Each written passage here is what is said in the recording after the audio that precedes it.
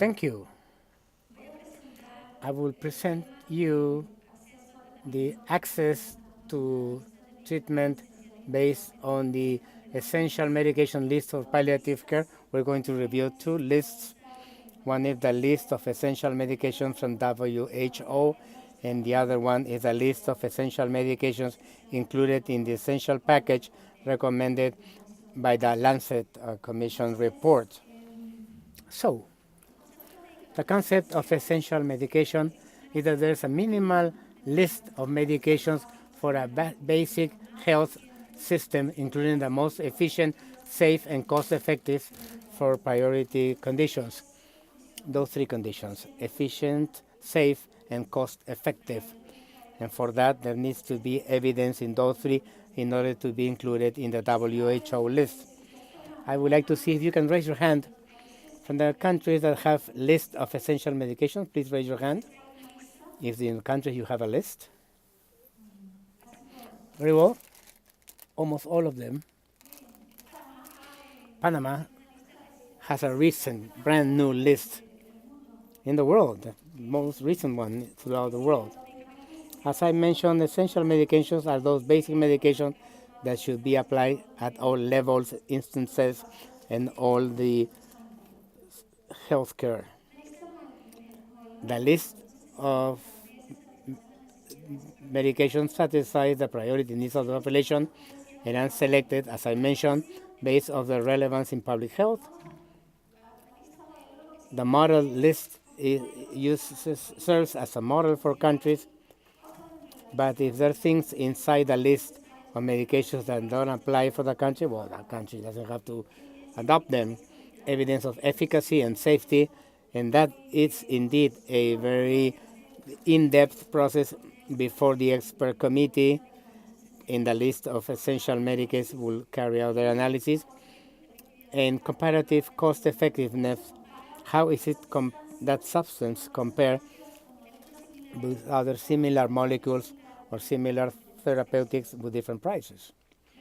They must be available all the time, not sometimes yes, sometimes no. The adequate amounts to satisfy the needs or the demand in formulations and appropriate doses both for children and adults with guaranteed quality and a price that the individual and the community can pay. We cannot include in this list because if you remember when there was this campaign of antiretrovirals where the antiretrovirals were still under patent and there were some groups that has been recognized as essential because we had the HIV/AIDS epidemics, but the treatments that were under patent and they could not enter to be sold as generic or a low price. And there was a proposed campaign from India where they were able to manufacture generic antiretrovirals despite the fact that there was still coverage. The United Nations considered that the priority need was health, so they would not consider the patent. The list should be flexible and adaptable to different situations. Each country must adapt their own list according to their epidemiological needs, but also according to their resources and the distribution. It has to be in all formulations and doses. We have a working track with essential medicines in palliative care. In the IAHPC developed a list for palliative care, and in 2013 WHO asked IAHPC if we could prepare a list of essential medication for palliative care that was based on the evidence following the criteria that I presented to you before. In that process, we developed the following steps. We identified the most common causes of mortality. We identified the most common and complex symptoms for those conditions with high mortality. And we also identified the appropriate medications to treat and control those symptoms, not the underlying condition. We only focus on the symptomatic treatment, and we're just talking about the physical part. and of course some psychological symptoms. The most common causes for mortality for 2008 were cardiac cancer, stroke, respiratory chronic disease, accidents, and diabetes. The most common and complex symptoms after analyzing the literature in PubMed and in different sources and database, we found that these were the most common and complex symptoms for those conditions of high mortality. On that basis, we developed a list that was submitted to WHO to be analyzed based on the evidence that we have collected. That effort was done with Tanya and Lucas Rabruk and a working group from IHPC, where we look for the evidence available in the literature for each one of those symptoms and what were the medications that will comply with their characteristics demanded by the WHO. This is a patient, I don't know if you've seen the report of Human Rights Watch in Mexico. Do you know that report?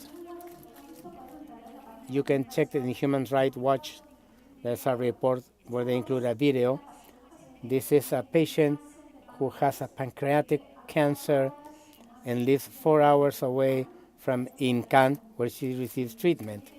And she has to travel to see Dr. Allende. This patient that you see in the cover photo of the Lancet report, she goes with her daughter. She has to travel in a very limited transportation and 4 hours of bus to reach Incan.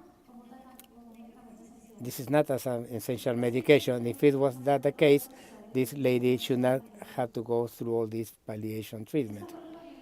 These were the list of medications that we submitted to WHO, but there were 37 pages of references based on the different levels of evidence and all the literature that we found.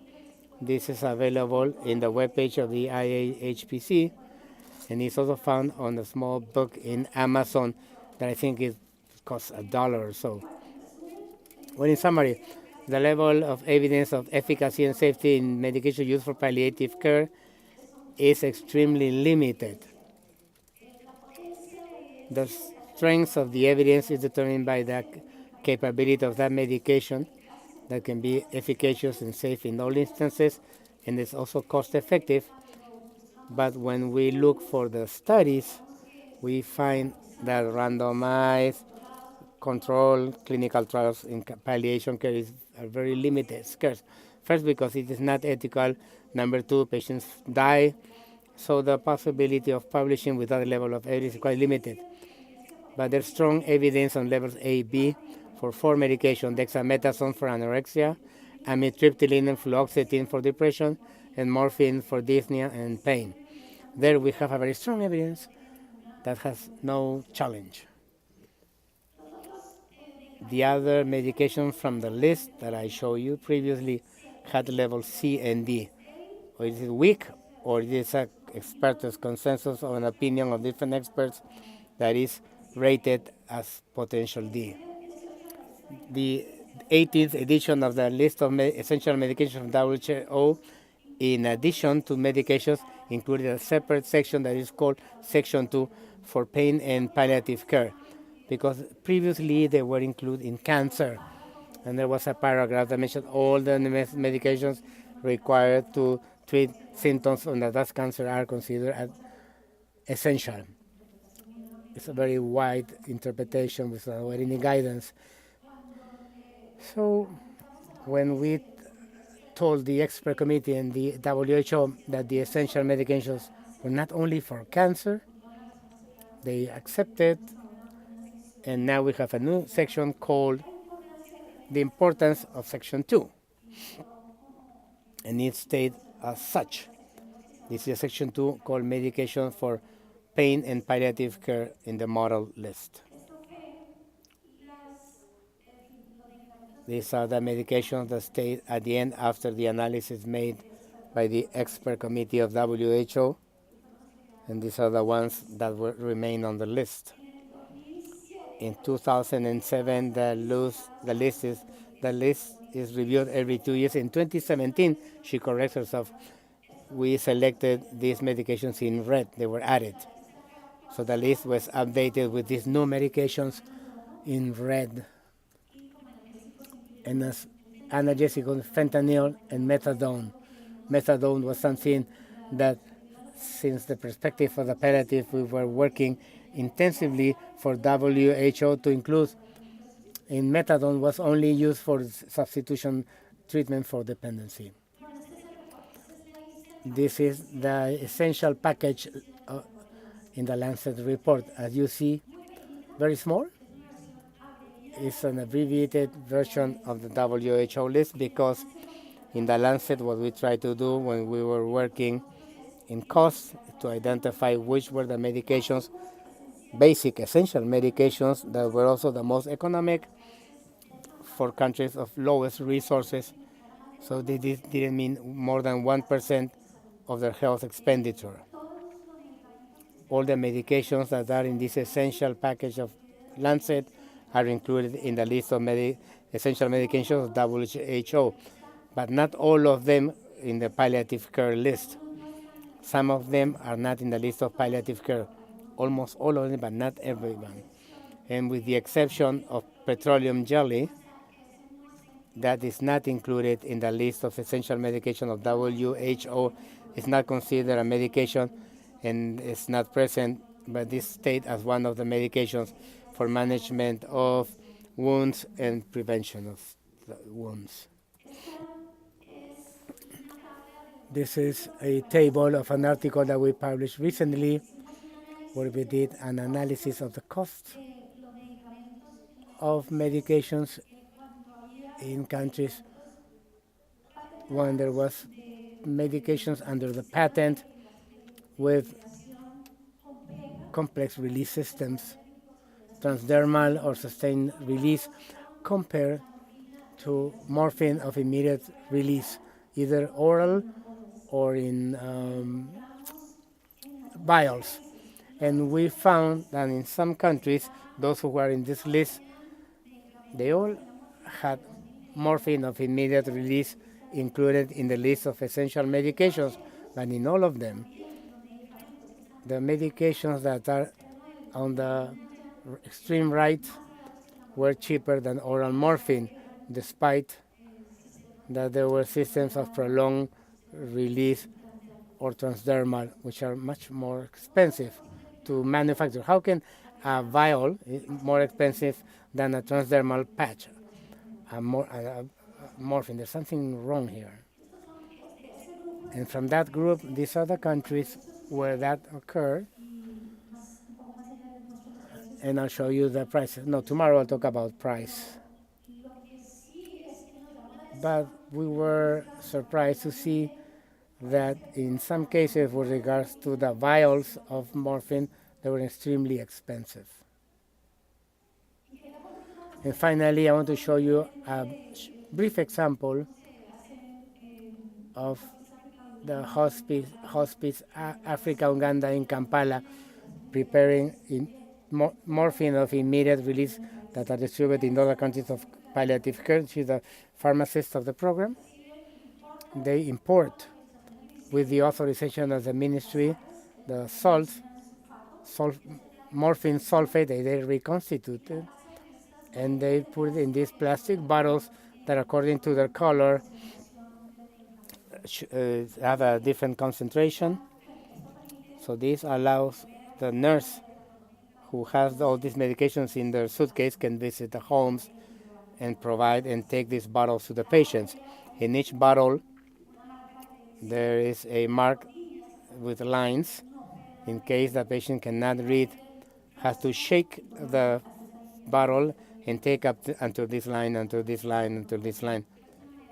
But that's one way of taking access to treatment of pain of patients, like the one in Mexico I presented you. Doesn't have to travel for hours to get the medication. Thank you.